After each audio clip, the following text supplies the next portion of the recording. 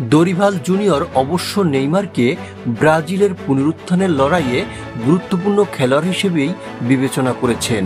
সেই সঙ্গে আল হিলালে খেলা নেইমারের ইনজুরি নিয়ে আশার বাণীও শুনিয়েছেন। সিবিএফ আশাবাদী শিগগিরই ফুটবলে ফিরবেন নেইমার। ইনজুরি থেকে দ্রুতই সেরে উঠছেন ব্রাজিলের ইতিহাসের সর্বোচ্চ গোলদাতা। সামনের মাসগুলোয় ব্রাজিলের বিশ্বকাপ যাচাই পর্ব পাড়ি দেওয়ার পথে নেইমার গুরুত্বপূর্ণ অবদান রাখবেন বলে আশাবাদী তারা।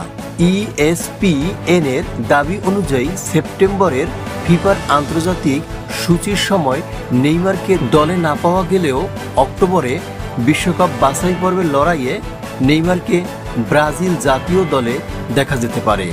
অক্টোবরে বিশ্বকাপ বাছাই পর্বে চিলির বিপক্ষে তাদের মাঠেই এবং ঘরের মাঠে পেরুর বিপক্ষে খেলবে ব্রাজিল। তবে দরিভাল নেইমারের দলে ফেরার কোনো নির্দিষ্ট সময়সূচি ঠিক করে দিতে রাজি নন, বরং তিনি এই খেলোয়াড়কে পর্যবেক্ষণে রেখে তার পর্যায়ক্রমিক উন্নতির কথা ভাবছেন। ESPN-কে দেওয়া সাক্ষাৎকারে দরিভাল বলেন, আমি কোনো সময়কালের দিকে তাকিয়ে নেই, সেটা আমার দায়িত্বও নয়।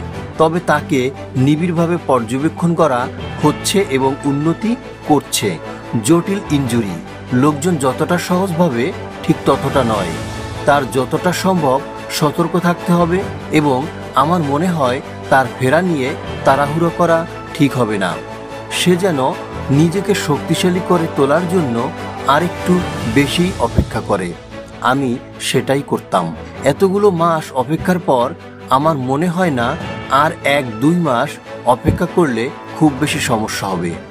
এটা খুবই গুরুত্বপূর্ণ সতর্কতা। ব্রাজিল আগামী সেপ্টেম্বরের প্রথমার্ধে ইকুয়েডর ও প্যারাগুয়ের বিপক্ষে 2টি প্রীতি ম্যাচ খেলবে। এরপর অক্টোবরে বিশ্বকাপ বাছাই পর্বে চিলি এবং পেরুর বিপক্ষে মাঠে নামবে দরিভালের শিষ্যরা।